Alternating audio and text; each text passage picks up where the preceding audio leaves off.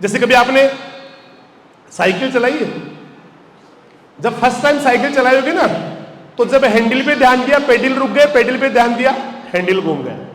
ऐसे नहीं हुआ? ऐसे तो होता है। या कभी आपने, जैसे मैं बोल रहा हूं ऐसे कभी बोलने की कोशिश की, जब बोलना शुरू किया ना सोचना बंद हो गया, जब सोचना शुरू किया बोलना बंद हो गया। नहीं, ऐसे तो होता है। जब हम लोग पहली बार बोल रहे होते हैं ना, तेरे को बोलना आता है, बोल इधर थोड़ा सा दे सकती, क्यों? आज बेटा, अच्छा शनि बेटा, अच्छा 2 मिनट ना, आज सफाई के ऊपर बोलना है, बोल बेटी। ये मेरी गुड़िया है ना, बोल सफाई के ऊपर 2 मिनट बोलना है।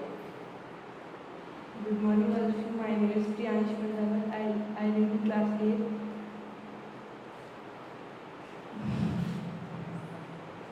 Then everyone should know about the cleanliness, about the sanitary. A lot of benefits are there for sanitary. If you are sanitizers, then there will not be any disease. We find ourselves very healthy. And if you have any uncleanliness, unsanitization, you will get a lot of diseases like skin diseases. No? चल हिंदी में बोल दे, बोल रहा, इज्जत का सवाल है, इतने बच्चे देख रहे हैं, बोल बेटा बोल, है ना? बोलेगी, देखना अभी मैं कह रहा हूं बोलेगी, मैं बोल रहा हूं ना बोलेगी, देखना भी बोलेगी, बोल बेटा बोल, है ना? वो भैया कहेगा घर जाके, छोटा भाई बेटा वो जाके बोलेगा आज दीदी का नंबर आया, दीदी ने सिर्फ अपना इंट्रोडक्शन दिया, उसके बाद कुछ बोली नहीं। कितनी, फिर वो बुआ जी को बताएगा, फिर वो पापा को बताएगा, फिर मम्मा को बताएगा, है ना? हालांकि बोली इतना जो बोली वो कॉन्फिडेंस से बोला है, जबरदस्त बोला है, सुपर बोला है ना?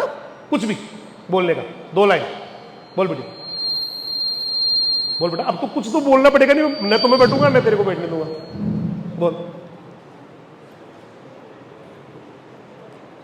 कुछ भी, मैं बोल मेरी तरफ देख के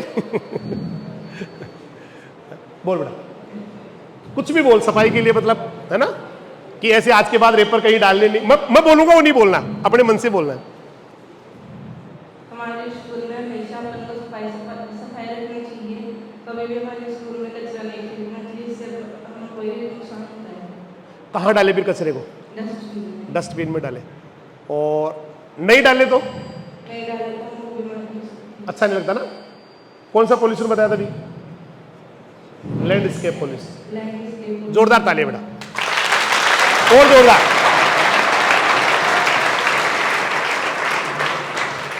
गजब, मतलब मेरे लाइफ का ऐसे एकदम से किसी बच्चे को खड़ा करके और बोलने का जो है ना बेटा, सबसे बेस्ट आज तक का इसका। नहीं तो पहली बात तो ऐसे होता है, नहीं होता कैसे? एक बार अचानक करे तो ऐसे, तो किसी को बोल दे कल तैयारी करके आ रहा तो ऑनरेबल चीफ गेस्ट, ऐसे ना कई बातें होती है। उसके बाद में फिर मान लो जैसे तो को लेके आ गए, 2 आदमी उठा के लेके आ गए, पकड़ के लेके आ गए, फिर वाइब्रेशन मोड, ऐसे हो जाता है। नहीं होता क्या?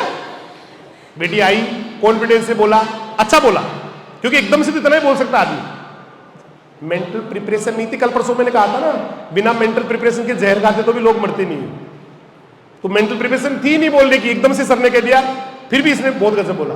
मैं कह रहा हूं ना, मेरे जीवन का एकदम से बुलाने का सबसे बढ़िया बोला इसने, बहुत जोरदार बोला। एक बार फिर से तालियां बेटी की।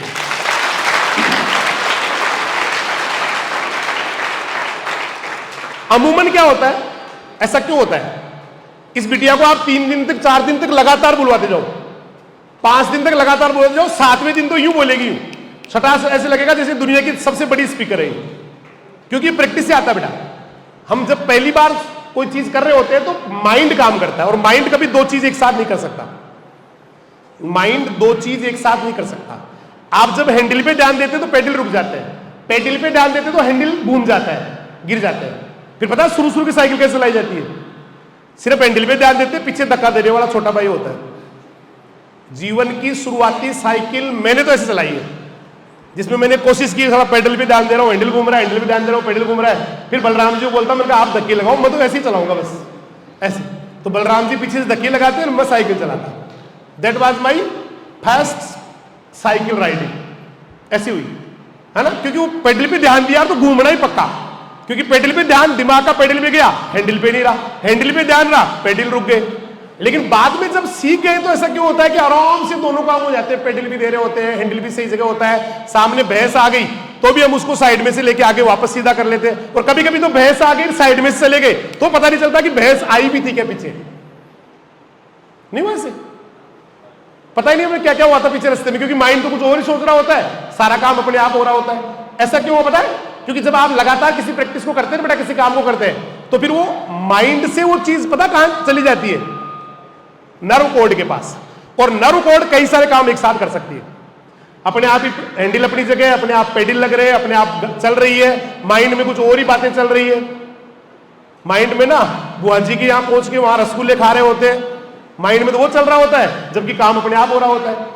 तो ये प्रैक्टिस से होता है। तो जो बच्चे बहुत इंटेलिजेंट है बेटा, उन बच्चों ने ये प्रैक्टिस की है, बहुत प्रैक्टिस की है, उन्होंने पढ़ पढ़ के अपने दिमाग का इतना लेवल बेस्ट कर लिया कि अब उनको ज्यादा टाइम नहीं लगता सीखने में। जैसे मैंने कहा ना, एक नया आदमी दौड़ रहा है, एक कंटिन्यूअसली दौड़ लगा रहा है, दोनों में से बहुत अच्छा दौड़ने वाला कौन होगा? जो लगातार दौड़ रहा है, बिना रुके दौड़ रहा है। अच्छा धावक कौन नहीं होगा? जो कभी दौड़ता है फिर बाद में 2 महीने बंद कर देता है दौड़ना ही, फिर कभी दौड़ता है फिर बंद कर देता है। तो कंटिन्यूअसली अगर आप किसी काम को कर रहे हैं, जैसे मान लो पढ़ना शुरू किया, पहले टेस्ट में नंबर कम आए, फिर और मेहनत की, दूसरे में भी कम आए, फिर और मेहनत की, तीसरे में भी कम आए, तो एक आम बच्चा जो होता है ना, आम स्टूडेंट, वो फिर बंद कर देता है पढ़ना, वो नॉर्मल लाइफ जीना शुरू कर देता है। लेकिन जो असाधारण होता है बेटा, एक्स्ट्रा ऑर्डिनरी होता है, वो उस प्रैक्टिस को रोकता नहीं है, उसको पता है एक दिन रिजल्ट आएगा, और जिस दिन रिजल्ट आता है ना उसके बाद आता ही चला जाता है, फिर उसके बाद उसको पीछे मुड़ के देखने की जरूरत नहीं है। इसलिए दिमाग चलता है बेटा, लगातार कंटिन्यूअसली प्रैक्टिस करने पे आप भी सुपर इंटेलिजेंट बन सकते हैं, सुपर पावर बन सकते हैं। Continuous practice will make you perfect, शानदार बना देगी बेटा, शानदार कर देगी। इसलिए तपस्या करते जाए, रिजल्ट नहीं आने पे निराश ना हो, फिर से करें, फिर रिजल्ट नहीं आ रहा निराश नहीं हो, फिर से करें बेटा, और एक दिन आपका दिमाग इतना तेज चल जाएगा कि दुनिया देखती रह जाएगी, ये वही है क्या रे यार जो पिछले साल कुछ भी नहीं आता था इसको, ये वही है बच्चा। ऐसे बेटा, इसलिए भगवान किसी को इंटेलिजेंट नहीं बनाता, कमजोर नहीं बनाता, इंसान खुद अपने आप को इंटेलिजेंट या कमजोर बनाता है। तो कंटिन्यूअसली प्रैक्टिस करते जाइए, बहुत अच्छा करेंगे, जबरदस्त करेंगे। इन्हीं शुभकामनाओं के साथ फिर से, हार नहीं मानूंगा, रार नहीं ठानूंगा, लड़ेंगे और जीतेंगे, ठीक है। जाने का मौका नहीं मिला, बट एक बार मैं दुबई गया हूं, वहां के रोड पे अगर आप एक तिनका बता दो ना, तिनका माचिस की तिल्ली तो 2 नंबर पे है, तिनका भी मिल जाए ना तो मान जाऊंगा मैं, आप उतना साफ सफाई रखते हैं। अच्छे परिवार के जो बच्चे हैं आप में से, मैं सबको ऐसा नहीं कहूंगा, जिनके घर पे साफ सफाई का बड़ा इंपॉर्टेंस है, वो हर कचरे को, कोई भी वो रेपर है या कोई भी, उसको डस्टबिन में डालते हैं। जहां पे थोड़ी समझ है, थोड़ा पढ़ा लिखा है, और जो थोड़ा सा अनपढ़ है, जिसको जो परिवार, वो लोग कहीं भी ऐसे डाल देते हैं। तो इसका मतलब कहीं भी ऐसे डालने का मतलब परिवार का भी पता लगता है कि आप कैसे परिवार से हैं।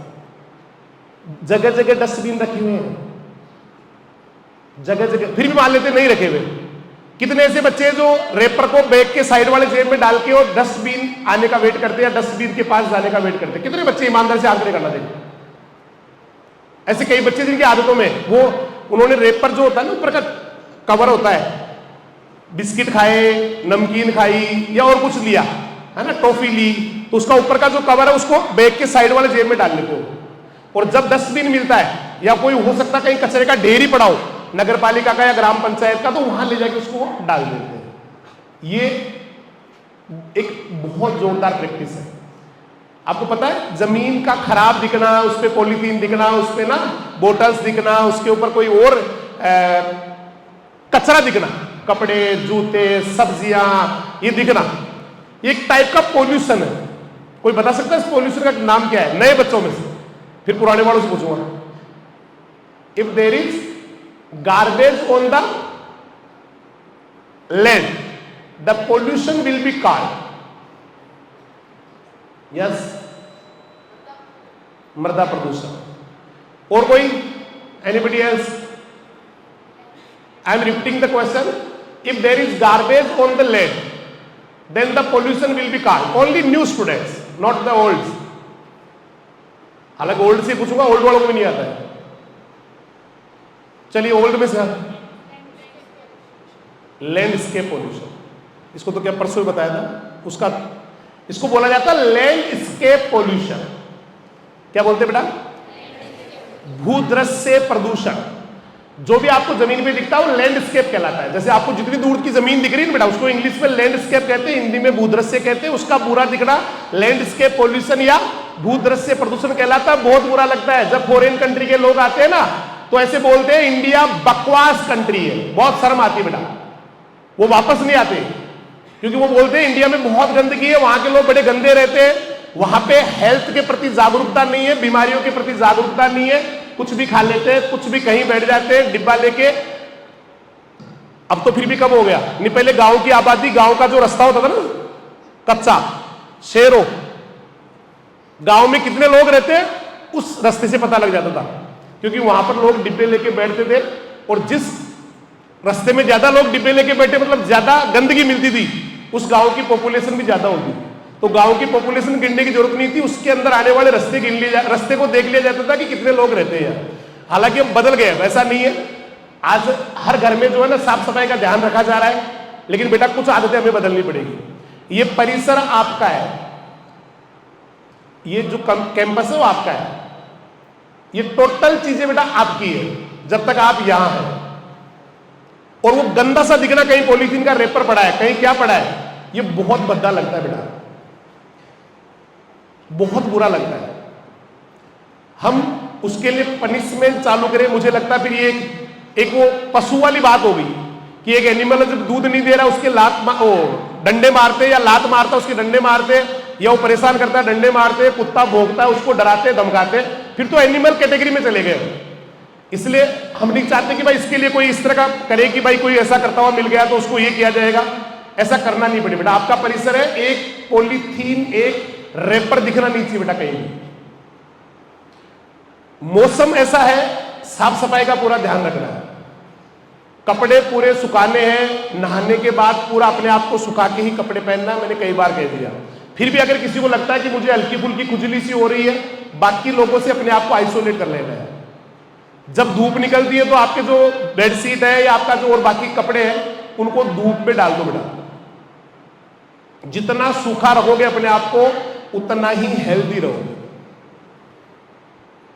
हर चीज का ही ध्यान रखना है मौसम के हिसाब से. ये जो मौसम है ना बेटा, ये ज्यादा कोई नमकीन या कोल्ड ड्रिंक का तो कोई मौसम ही नहीं होता, कभी नहीं पीनी चाहिए मेरे हिसाब से. तो बाकी अगर आप बहुत ज्यादा समझदार है, आपके घर वाले ज्यादा समझदार है ना, वो एक लत वाली एडिक्ट टाइप में हो जाता है. हम कई बार जो है ना लगातार 2 दिन पीते थे, तो तीसरे दिन बॉडी अपने आप ही वो मांगने लग जाती है. ऐसे उसकी जो है ना पता नहीं क्या खासियत है उसकी. आप लगातार अगर 2 दिन सेम टाइम पे कोल्ड ड्रिंक पीते ना, तो थर्ड डे ऑटोमेटिक उसकी वो आदतें, किसको पता ऐसा होता है, तगड़ा होता है.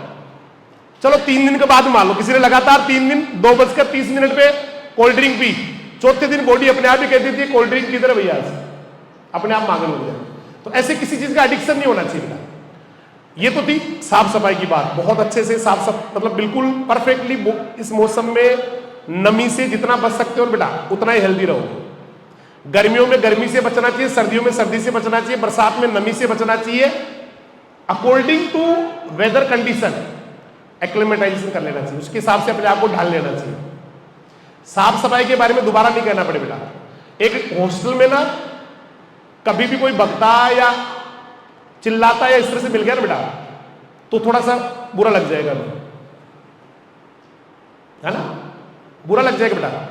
किसी और को, गार्जियन को, उनको बुरा लग जाएगा कोई आएगा तो बाहर से. तो बहुत अच्छे से डिसिप्लिन रहना है. कोई